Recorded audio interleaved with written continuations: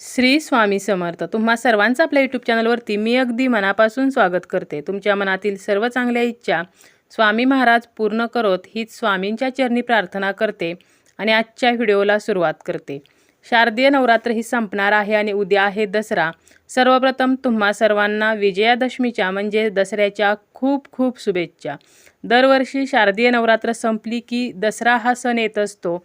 वाईटावर चांगल्याचा, असत्यावर सत्याचा विजय, तसेच अन्यायावर न्यायाचा विजय याचे प्रतीक म्हणून दसरा हा साजरा केला जातो. या दिवशी रावणाच्या पुतळ्याचे दहनसुद्धा केले जाते. आपल्याला माहीत आहे की रामायणानुसार प्रभू रामचंद्राने अश्विन महिन्याच्या शुक्ल पक्षातील प्रतिपदा तिथीपासून नवमीपर्यंत माँ भगवतीची पूजा केली होती आणि दशमीला म्हणजेच दसऱ्याच्या दिवशी रावणाचा वध केला होता आणि यामुळेच दसऱ्याच्या दिवशी रावणाचा पुतळा करून त्याचे दहन केले जाते, म्हणजे अधर्माचे दहन हे केले जाते. तसेच अजून एका आख्यायिकेनुसार महिषासूर आणि दुर्गामाता यांच्यातील युद्ध संपूर्ण 9 दिवस चालले आणि 10व्या दिवशी महिषासुराचा वध झाला होता. पांडवांचा वनवास सुद्धा दसऱ्याच्या दिवशीच संपला होता. शक्तींची पूजा करून शमी वृक्षामध्ये त्यांनी जी त्यांची शस्त्रे ठेवली होती तर त्यांनी ती बाहेर काढली आणि कौरवांवरती विजय मिळवला होता. तर या सर्व गोष्टींमुळे दसरा हा सण साजरा केला जातो आणि सत्याचा विजय म्हणून हा जो सण आहे तर तो साजरा केला जातो. आणि उद्या 24 ऑक्टोबरला 3.5 मुहूर्तांपैकी एक मुहूर्त मानला गेलेला हा दसरा उद्या आहे. या दिवशी सरस्वती पूजन केले जाते, लक्ष्मी पूजन केले जाते, तसेच शस्त्रपूजन केले जाते. तर हे कसे करायचे याची माहिती आपण आजच्या या व्हिडिओमध्ये बघणार आहोत. तसेच उद्याचा शुभ मुहूर्त काय असणार आहे तर हे सुद्धा आपण पाहणार आहोत. दशमी तिथी जी आहे तर ती आज 23 ऑक्टोबर 2023 रोजी संध्याकाळी 5:44 सुरू होणार आहे आणि या तिथीची जी समाप्ती आहे ती उद्या 24 ऑक्टोबर 2023 रोजी दुपारी 3:14 असणार आहे. त्यामुळे उदय तिथीनुसार विजयादशमी म्हणजे दसरा हा 24 ऑक्टोबरला आहे. दसऱ्याचा पूर्ण दिवस हा शुभ मानला जातो कारण हा 3.5 मुहूर्तांपैकी एक मुहूर्त आहे. दसऱ्याचा विजय मुहूर्त हा दुपारी 2:05 ते 2:51 आहे. हा अतिशय शुभ मुहूर्त मानला गेलेला आहे.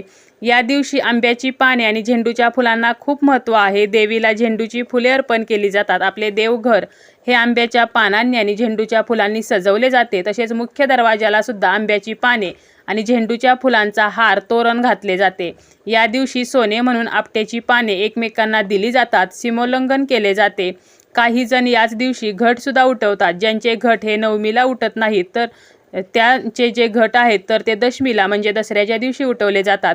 दसऱ्याच्या दिवशी आता पूजा कशी करायची तर सकाळी लवकर उठायचं आहे, स्नान आटोपायचं आहे, तुमचा मुख्य दरवाजा स्वच्छ करून मुख्य दरवाजावर स्वस्तिक काढायचं आहे, रांगोळी काढायची आहे, तसेच उंबरट्याला हळदीचे लेपन करायचे आहे. 9 दिवस आपण आपल्या घरी देव पानावरती बसवलेले असतात, त्यांना 9 दिवस आंघोळ घातलेली नसते. आता याची सुद्धा पद्धत प्रत्येकाकडे वेगळी आहे. काही ठिकाणी फक्त देवींना पानावरती बसवलं जातं आणि इतर देवांची रोज आंघोळ घालून पूजा केली जाते. तर काही ठिकाणी सर्व देव हे 9 दिवस घटी बसवलेले असतात. तर त्या सर्व देवांना आपल्याला उद्याच्या दिवशी पंचामृत स्नान घालायचं आहे. देव सर्व स्वच्छ करायचे आहेत. तसेच देवघरामध्ये आपल्याला नवीन कापड अंतरायचं आहे. दसऱ्याच्या दिवशी आपण देवघरामध्ये कापड जे वापरतो तर ते नवीन असतं. तसेच देवांच्या ज्या जागा आहेत तर त्या जागेंवरती प्रत्येक देव हे ठेवायचे आहेत आणि देवांची आपल्याला विधिवत अशी पूजा करायची आहे. झेंडूची फुले त्यांना अर्पण करायची आहेत. तसेच देवांच्या फोटोंना झेंडूच्या फुलांचे आपल्याला हार घालायचे आहेत. आता दसऱ्याची जी पूजा आहे तर ती तुम्ही देवघरासमोर मांडा किंवा देवघरासमोर नाही मांडली, बाजूला मांडली तरी चालेल. तर काय करायचं आहे, एक पाट घ्यायचा आहे, त्यावरती एक लाल कापड अंथरून घ्यायचं आहे. सर्वप्रथम दिवा लावून घ्यायचा आहे. यानंतर आपल्याला दिव्याची पूजा करायची आहे. दिव्याला हळदी, कुंकू, अक्षता, फूल अर्पण करायचे आहे आणि या अग्नीच्या साक्षीने आपल्याला आपली जी काही दसऱ्याची पूजा आहे तर ती करायची आहे. यानंतर कोणत्याही पूजेच्या सुरुवातीला आपण गणपती बाप्पांची पूजा करतो, म्हणून आपण जो पाट घेतलेला आहे तर त्या पाटावरती आपल्याला एका बाजूला थोडेसे तांदूळ ठेवायचे. यानंतर गणपतीच्या मूर्तीला आपल्याला अभिषेक करायचा आहे. तुम्ही देवघरामध्ये जर ऑलरेडी गणपतीची मूर्ती पूजा करून ठेवली असेल तर तुम्ही एक सुपारी घ्या आणि त्या सुपारीला आपल्याला अभिषेक करायचा आहे. 5 पळी स्वच्छ पाणी, 5 पळी पंचामृत, पुन्हा 5 पळी स्वच्छ पाणी असा अभिषेक करून ती सुपारी आपल्याला कोरडी करून घ्यायची आहे. आणि यानंतर थोडेसे तांदूळ त्या पाटावरती ठेवून आपल्याला त्या ठिकाणी ही सुपारी गणपती म्हणून ठेवायची आहे। या सुपारीला हळदी कुंकू अक्षता फूल अर्पण करायचं आहे आणि यानंतर आपल्याला दसऱ्याची जी पूजा आहे तर ती मांडायची आहे। आता ही पूजा तुम्ही देवघरासमोरच मांडली तर तुम्हाला मंगल कलश मांडण्याची आवश्यकता नाही, परंतु जर बाजूला तुम्हाला ही पूजा मांडत असाल तर मात्र तुम्हाला कलश हा सुद्धा मांडायचा आहे। तर काय करायचं आहे, तुम्हाला एक तांब्याचा तांब्या घ्यायचा आहे आणि त्या तांब्यावरती आपल्याला कुंकवाने स्वस्तिक तसेच कुंकवाची 5 बोटे त्या तांब्याला लावून घ्यायची आहेत आणि हा कलश जो आहे यामध्ये पाणी भरून घ्यायचं आहे। त्यामध्ये हळदी कुंकू अक्षता फूल, एक नाणं, एक सुपारी टाकायची आहे। तसेच या तांब्यावरती 5 विड्याची किंवा 5 आंब्याची पाने ठेवायची आहेत आणि त्यावरती नारळ ठेवायचा आहे। तर असं आपण ज्या प्रकारे मंगल कलश स्थापन करतो त्या प्रकारेच हा कलश बनवायचा आहे आपल्याला आणि थोडेसे तांदूळ त्या पाटावरती ठेवायचे आहेत आणि त्या ठिकाणी त्या तांदळावरती आपल्याला हा कलश ठेवायचा आहे। यानंतर तुमच्याकडे जो लक्ष्मीचा सरस्वतीचा फोटो असेल तर तो ठेवायचा आहे। तसेच तुमच्याकडे जर लहान मुलं असतील त्यांच्याकडे जर शाळेतील पाटी असेल तर ती पाटी घ्या, त्यावरती सरस्वतीचं चिन्ह काढा किंवा आपण जे लहानपणी बघा सरस्वती काढायचो तर तशा प्रकारे आपल्याला सरस्वती चिन्ह काढायचं आहे किंवा एका पेपरवरती ते सरस्वतीचं चिन्ह काढायचं आहे आणि ते सुद्धा आपल्याला त्या पाटावरती मांडायचं आहे। त्याचीही आपल्याला पूजा करायची आहे। हळदी कुंकू अक्षता फूल अर्पण करायचे आहेत। तुमच्या घरातील जी देवदेवतांची पुस्तके असतील, धार्मिक पुस्तके, ग्रंथ असतील, मुलांची पुस्तके असतील किंवा तुमची एखादी डायरी असेल, तुमची हिशोबाची वही असेल तर ती सुद्धा तुम्हाला मांडायची आहे। त्याला सुद्धा आपल्याला हळदी कुंकू अक्षता फूल व्हायचं आहे। तसेच दुर्गा सप्तशतीचा जर ग्रंथ असेल, गुरुचरित्र असेल तर ते सुद्धा आपल्याला या पूजेमध्ये मांडायचं आहे। तसेच घरातील आपण जी शस्त्र पूजा करतो तर घरातील ज्या वस्तू आहेत जसं की आपण स्वयंपाकघरामध्ये खिसणी वापरत असू, कात्री वापरत असू तर या सुद्धा गोष्टी तुम्ही या पूजेमध्ये मांडू शकता। एक 4-5 वस्तू मांडायच्या आहेत, त्यांची सुद्धा पूजा करायची आहे। धूप दीपाने ओवाळायचं आहे। यानंतर तुम्हाला लक्ष्मी मातेची आरती करायची आहे। तसेच लक्ष्मी मातेची आरती करण्या अगोदर तुम्हाला गणपती बाप्पांची आरती करायची आहे आणि या पूजेत तुम्ही तुमचा मोबाईल, लॅपटॉप तर अशी उपकरणे सुद्धा ठेवू शकता। बघा दसऱ्याची जी पूजा आहे तर या दिवशी आपण लक्ष्मी पूजन सुद्धा करत असतो म्हणून लक्ष्मीची मूर्ती किंवा फोटो मांडायचा।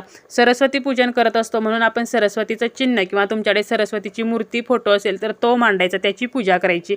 त्याचप्रमाणे आपण शस्त्रांची सुद्धा पूजा करत असतो, उपकरणांची सुद्धा पूजा करत असतो, त्यामुळे तुम्हाला ती सुद्धा या पूजेमध्ये मांडायची आहेत। तर अशी साध्या आणि सोप्या पद्धतीने आपल्याला ही पूजा करायची आहे। यानंतर तुमच्याकडे जर तळी भरत असतील, जी कुलदेवीची तळी भरली जाते दसऱ्याच्या दिवशी संध्याकाळी, तर ही कुलदेवीची तळी भरायची आहे आणि दसऱ्याच्या दिवशी सूर्योदयानंतर रावण दहन सुद्धा केले जाते। तर अशा प्रकारे अगदी साधी आणि सोपी पूजा आहे दसऱ्याची जी आपल्याला करायची आहे। आता आपट्याच्या पानांचा सुद्धा आपल्याला एक या दिवशी प्रभावी उपाय हा करायचा आहे।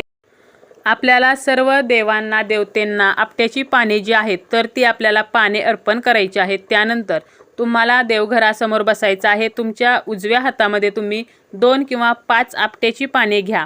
यानंतर तुम्हाला काय करायचं आहे तर तुम्हाला 11 माळी स्वामी समर्थांचा जप करायचा आहे। 11 माळी श्री स्वामी समर्थ, श्री स्वामी समर्थ हा जो मंत्र आहे तर हा मंत्र आपल्याला जपायचा आहे।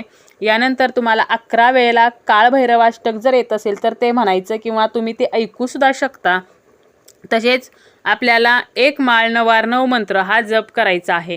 तर एवढं, ह्याच्यापेक्षा तुम्ही अजून दुसऱ्या मंत्रांचे जप केला जसं की महालक्ष्मी अष्टकम असेल तरी सुद्धा चालेल, परंतु निदान तुम्ही 11 माळी स्वामी समर्थ मंत्राचा जप, 11 वेळेला काळभैरवाष्टक आणि 1 माळ म्हणजे 108 वेळेला 9 मंत्र जो ओम एम ह्रीम क्लीम चामुंडाय विच्चे, तर हा जो 9 मंत्र आहे या 9 मंत्रामध्ये जे प्रत्येक अक्षर आहे तर ते प्रत्येक अक्षर आपण जेव्हा दुर्गा मातेची 9 दिवस पूजा करत असतो तर त्या 9 जी शक्तींची आपण पूजा केलेली असते त्या प्रत्येक शक्तीशी रिलेटेड एक अक्षर आहे। त्यामुळे आपल्याला या 9 मंत्राचा सुद्धा जप हा करायचा आहे। आणि यानंतर काय करायचं, ही जी पाने आहेत तर ती त्या दिवशी तुम्हाला तुमच्या देवघरामध्येच ठेवायची आहेत आणि दुसऱ्या दिवशी तुमची जी तिजोरी आहे किंवा त्या दिवशी संध्याकाळी जरी ठेवले तरी चालेल, तुमच्या पर्समध्ये 1 पान ठेवा, तुमच्या पॉकेटमध्ये 1 पान ठेवा। तुमची जी तिजोरी आहे ज्या ठिकाणी तुम्ही पैसे ठेवता त्या ठिकाणी आपल्याला हे एक आपट्याचं पान ठेवायचं आहे। तसेच तुम्ही ज्या ठिकाणी तुमचं धान्य ठेवता तर त्या धान्यामध्ये सुद्धा तुम्हाला हे जे एक आपट्याचं पान आहे तर ते ठेवायचं आहे आणि तुम्ही तुमच्या स्वयंपाकघरामध्ये सुद्धा एखाद्या डब्यामध्ये एका बाजूला हे आपट्याचं पान ठेवू शकता आणि ही आपट्याची पाने त्या ठिकाणी आपल्याला 1 वर्षभर ठेवायची आहेत। पुढच्या वर्षी जेव्हा तुम्ही याच गोष्टी परत कराल तर पहिली आपट्याची पाने जी आहेत तर ती तुम्हाला पुढच्या वर्षी जेव्हा तुम्ही घट विसर्जित कराल तर त्यासोबत ती आपट्याची पाने विसर्जित करायची आणि नवीन ठेवायची.